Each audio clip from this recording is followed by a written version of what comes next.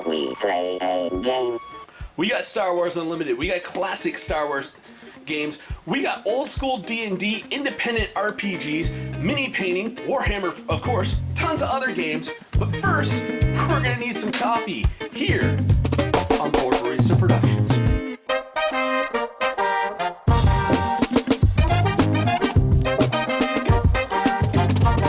Hey everybody, I'm your Board Barista Fen. This is Retro Review, a review show where we go through my copious amounts of gaming, books, paraphernalia, and everything else one at a time. And to keep me from rambling, we have Tanya.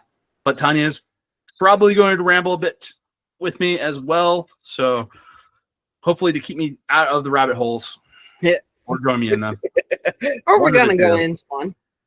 All right.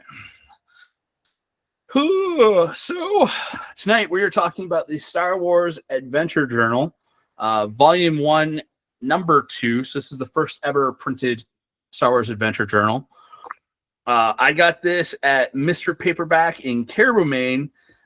They were doing a clearance sale on a bunch of stuff when they were getting close to closing down the store. So they were going in the back and pulling out all that stuff they hadn't sold that's just piled up out there. And they had the bargain bin, so I got this for like $2 when it retailed for $12. So of course this was one of the few Star Wars RPG books I didn't buy at B. Dalton, simply because I was up there and saw this and I was like, ooh, yoink.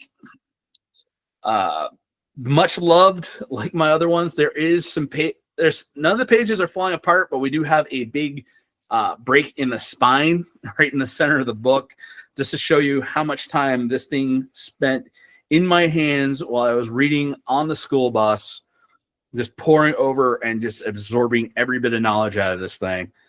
It basically, along with the core rule book, the DM screen, and this and a few of the other books just lived in my backpack, and I just left my textbooks at school when I was in high school. So basically this is the Star Wars RPG's version of Dungeon and Dragon magazine, but it's actually cooler because it's an actual book format. It's not crammed full ads, like, and there's not like full articles that promote the current books. This is just like, 1 to 2 page advertisements, and then like short stories, adventure ideas, fan-made stats and stuff like that. Like, this was all written by the fans. They'd write their adventures, they'd write their cool new piece of technology or an alien species. It would get sent in, get approved as being like soft, like not A-level canon like the movies, not B-level canon like the books and comic books, more like a C-level canon. The officially unofficial type stuff that would pop up from here to there. It's actually the next issue of this magazine, of this book magazine, whatever you want to call it, of the journal. Volume 1, issue 3, I believe, or issue 4 was when Corran Horn first appeared as a character by Michael J. Stackpole. Yes, this was the place where Michael J. Stackpole started his writing career, was sending in that story about his Corellian security force deserter from the Empire, joining, and his mission to join the Rebel Alliance, along with his faithful droid Whistler, was in the Adventure Journals first. Sadly, not in this one. So we start off with Whispers in the Dark. It's a short story set post Return of the Jedi, so the same time period that our campaign is running in. It's after Return of the Jedi, but before the New Republic is officially stated and taken back Coruscant. So this is about a rebel resistance cell that is monitoring an Imperial mining operation. Game stats are provided for the main characters and the planet. We also get a map of the mining areas included. The writer provides the adventure idea that the players are a group of free traders that discover all the Imperial activity and need to get off planet to alert the New Republic. Next is the article Making Star Wars Comics Come Alive. It's an interview with Tom Veitch. Beach.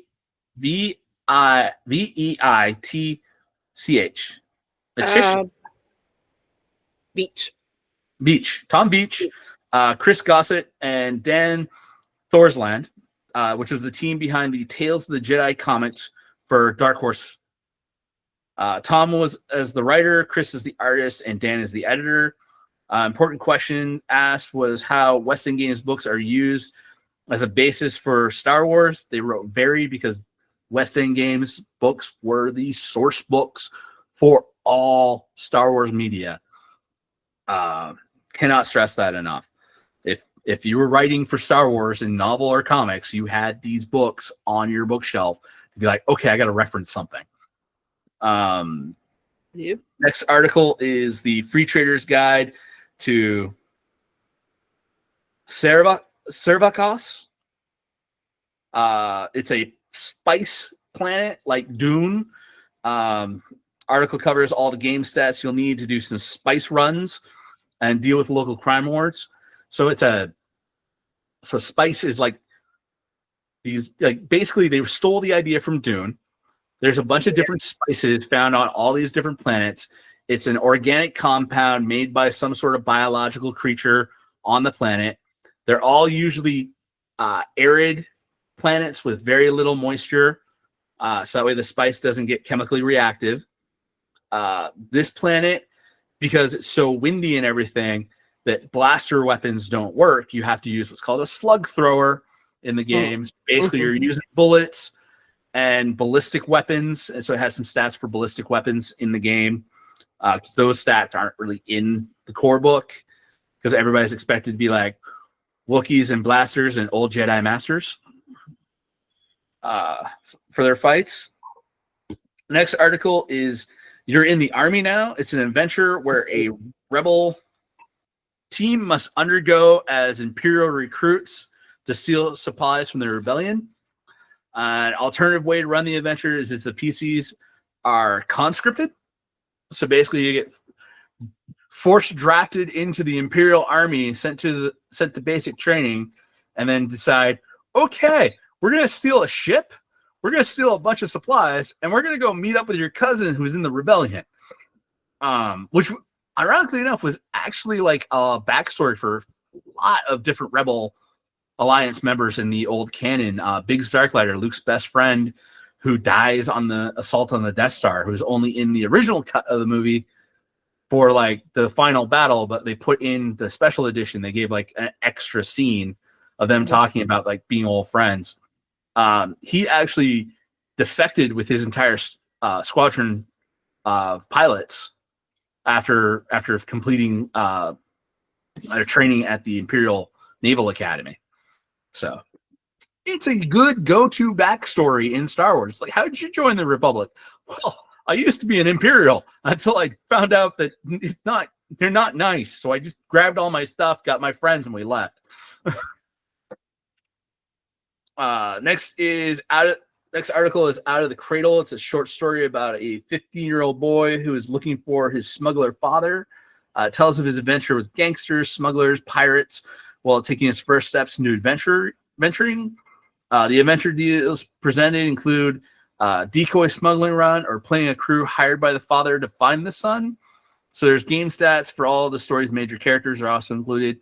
I like this because it's kind of like an idea that's kind of in the same vein as Skeleton Crew, where you got a kid that's like wrapped up in this whole Star Wars story, and he's like, "Oh, my dad was a famous smuggler. I haven't seen him for years. I'm going to try to find him." Yeah, a little bit of that Treasure Island vibe to it. I mean, there's so much rich stuff you can do in Star Wars. It's just not just like rebels versus Imperials and kill the stormtroopers. Next article is Smuggler's Log. It's a column that's hosted by the fictional character Platt O'Keefe, who shows up as a fictional character in the universe that describes the game in a lot of sections of the source book. She's also in a bunch of the other, like she's in the core rule book, but she's also in a bunch of other books where she shows up. This one column gives character sheets for NPCs to use in games.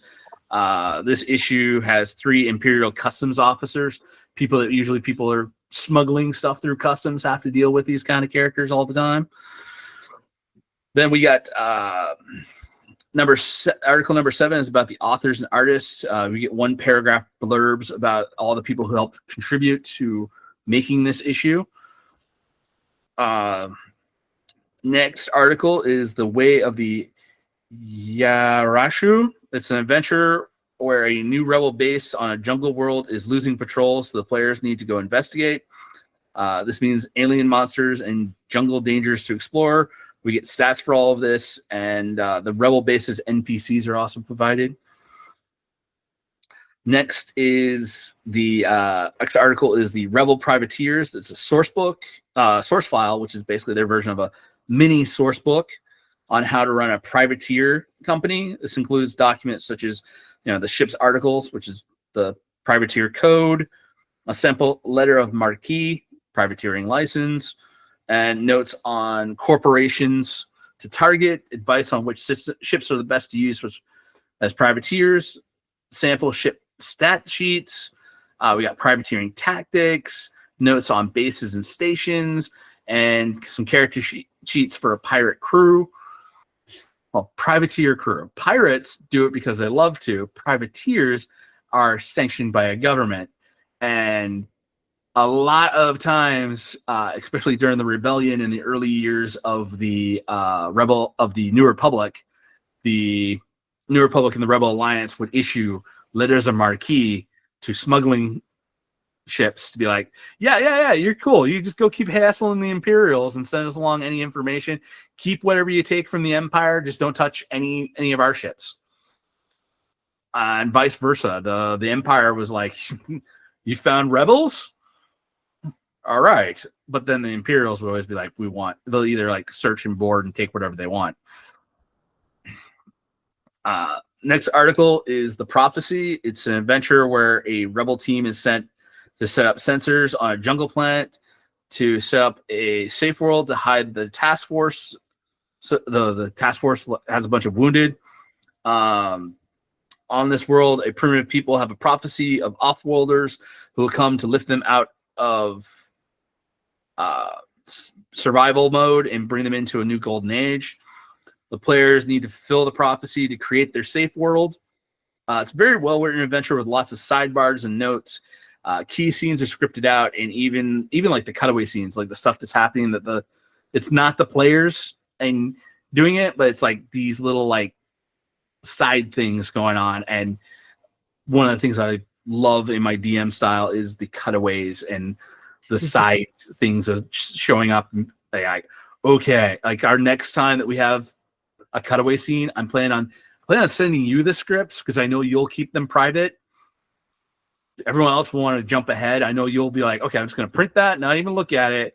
All right, here we go. I want to be surprised. But yeah. Next article is Recon and Report, the Journey to Coruscant.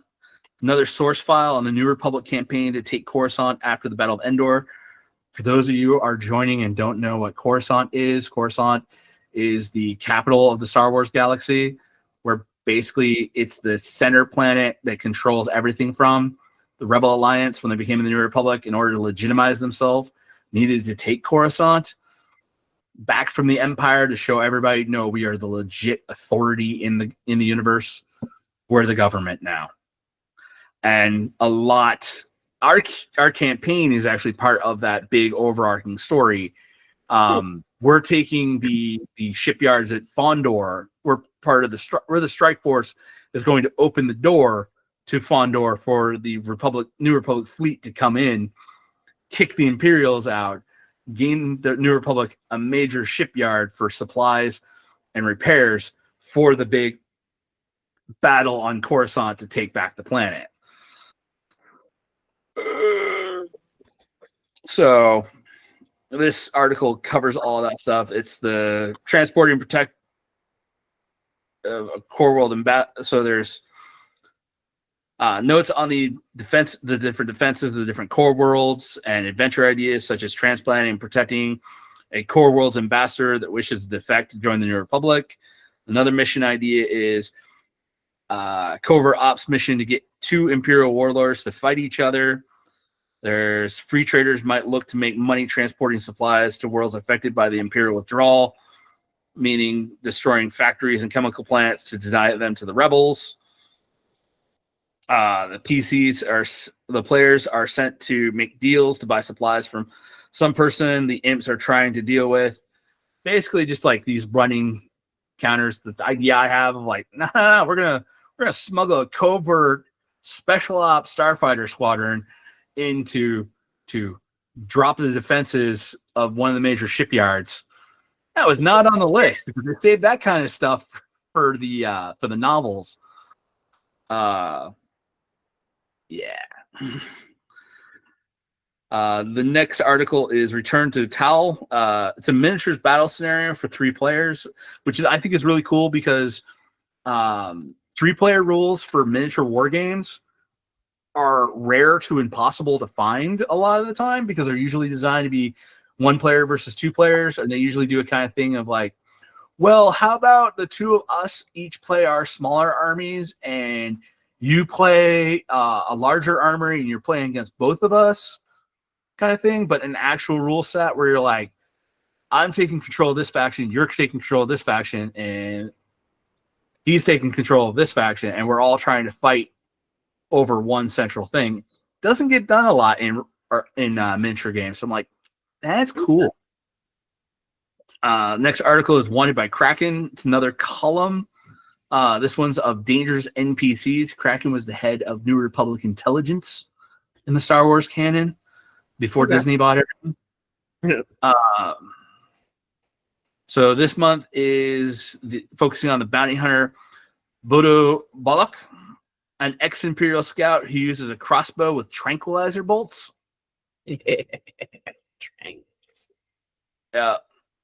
Next article is A World to Conquer. It's an article on planetary blockades and sieges written as a lecture from at the Imperial Naval Academy.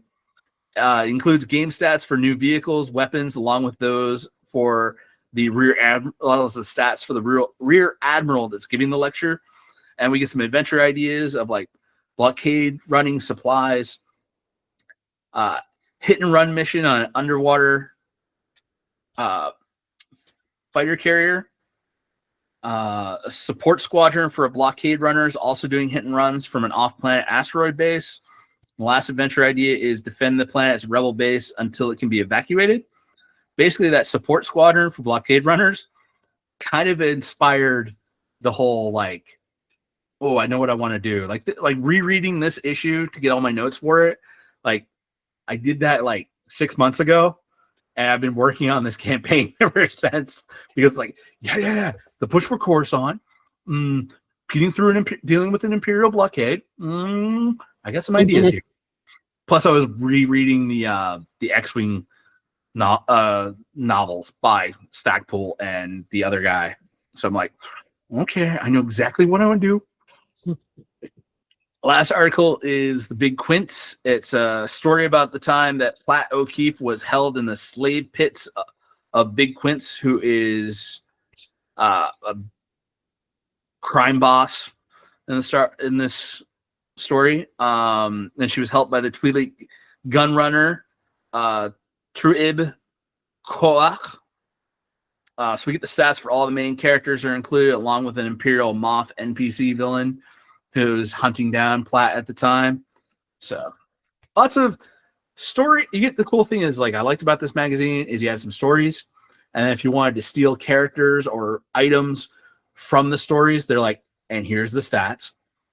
And you also get the whole thing like adventure ideas weren't really like, there's some of these in here that are actually scripted out adventures, and a bunch of them are just like, here's some ideas to get your DM mind and juices flowing.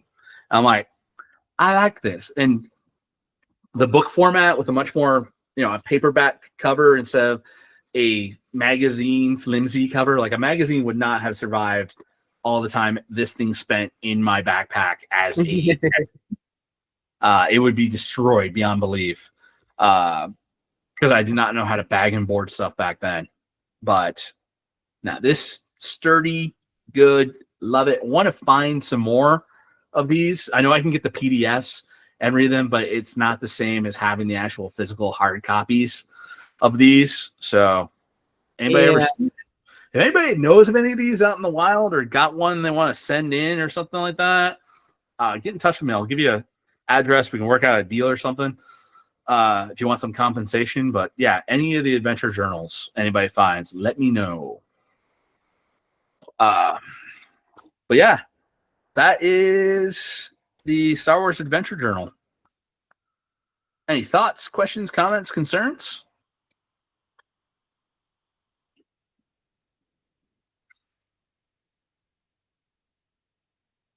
No, the microphone's not broken. I'm just thinking. I see the thinking face. So, yeah, no, the books would be something beneficial. Even running some of the adventures in there would be nice. Oh yeah. Maybe if you end up wanting to take a turn at running a Star Wars game, I'll let you borrow the hard copy. Okay. Yeah, because the online version doesn't let me have access to a lot. Gives me a snippet. Wikipedia seems to have journals 1, 2, and 3. Star Wars Adventure Journals. There seems to be only 3 of them right now. Ooh, there was more than that. There was way more than that. Like I said, the Wikipedia. Are you on Wikipedia or are you on the Holocron? Wikipedia. Go to D6 Holocron. They have everything. All right. Well, that concludes this episode of Retro Reviews. Don't forget to do the like, share, subscribe, all those things. Lets YouTube know we're doing a good job. Laura's going to go through all of that in the outro. I'm just here to say peace. Peace. All right. See you next week. See y'all next week. Hey everybody, thanks for staying till the end of the episode. Remember to like, share, subscribe. Follow us on Facebook at Board Barista Productions. And if you want to support us, Patreon link at the bottom.